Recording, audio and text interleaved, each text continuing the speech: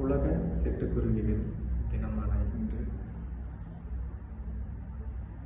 நாம் அனைவரும் இந்த மாதிரி ஒரு சிட்டுக்குருவி தினத்தை நம்ம கொண்டாடிட்டு இருக்கிற இந்த வேளையில் மனிதனும் இந்த மண்ணில் உயிர் வாழ பறவைகள் முக்கியம். ஆனால் பறவைகள் உயிர் வாழ மனிதன் முக்கியம் அல்ல. அப்படிப்பட்ட பறவைங்கிறது நம்ம ஒருத்தரும் இன்னைக்கு விதைகள் ஒரு இடத்துலேருந்து இன்னொரு இடத்துக்கு போய் அது மரமாக முளைச்சி காய்கனியாக நமக்கு கொடுக்கறதுக்கும்,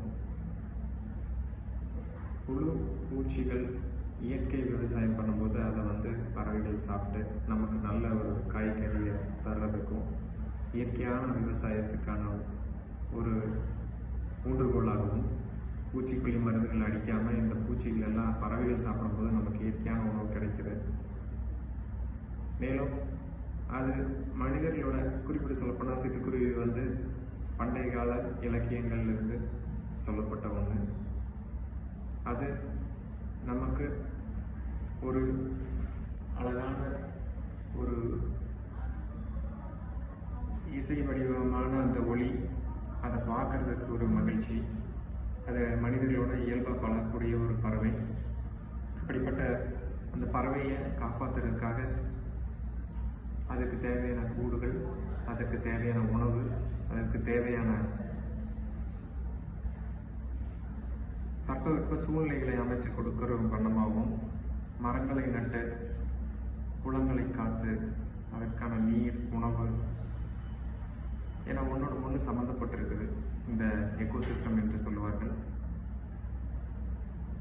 அந்த எக்கோசிஸ்டத்தை பேணி காப்பாற்றும் போது நம்ம மனித வாழ்க்கைக்கும் அது ஏதுவாக, உறுதுணையாக, நம்மளுடைய இயற்கை வாழ்வுக்கு பக்கபலமாக இருக்குங்கிற அடிப்படையிலையும், மேலும் பறவைகள் இந்த இனங்கள் அழியாமல் காப்பாற்றுறதுக்காக ஒவ்வொரு ஆண்டும் மார்ச் 20ஆம் தேதி உலக சிட்டுக்குருவி தினமாக அனுசரித்து அதை குழந்தைகள் கிட்ட கொண்டு போகுங்கிறதுல நம்ம எல்லாம் இன்றைக்கி அதை கொண்டாடிட்டு இருக்கோம்.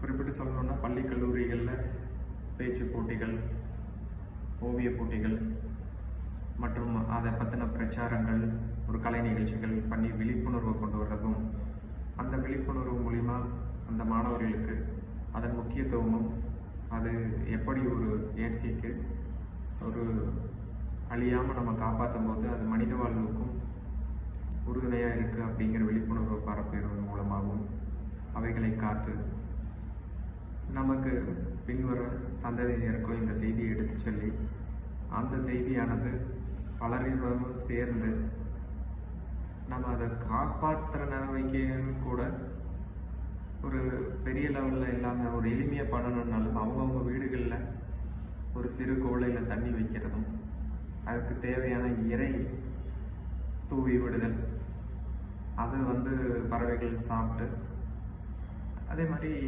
அதற்கான கூடுகள் நம்ம இந்த அறக்கட்டளையிலேருந்து கூடுகள் தயார் செஞ்சு வச்சுருக்கோம். அந்த கூடுகள் கொடுக்குற மூலியமாகவும் நம்ம அதை தங்குமிடம், உணவு, நீர், இது எல்லாமே நம்ம அது மூலியமாக பண்ணிடுறோம். அப்படி பண்ணும்போது அது தேவையான எல்லா வசதிகளும் கிடைக்கிது. அப்போ அதை பேணி காக்கும்போது நம்மளால் அதை காப்பாற்ற முடியுது. எனவே அனைவருக்கும் மீண்டும் ஒரு முறை உலக சிட்டுக்குருவி தின வாழ்த்துக்களை தெரிவித்துக் கொண்டு, காப்போம் காப்போம் சிட்டுக்குருவிகளை காப்போம், காப்போம் காப்போம் பறவைகளை காப்போம், காப்போம் காப்போம் இந்த இயற்கை வளங்களை காக்க எல்லா நடவடிக்கையும் எடுத்து, எல்லாம் வல்ல இயற்கை அன்னையை வணங்கி இந்த காணொலியை கண்டமைக்க நன்றி தெரிவித்துக் கொள்கிறேன். உங்கள் தனசேகர், சிட்டுக்குருவிகள் அறக்கட்டளை, கோவை. நன்றி, வணக்கம்.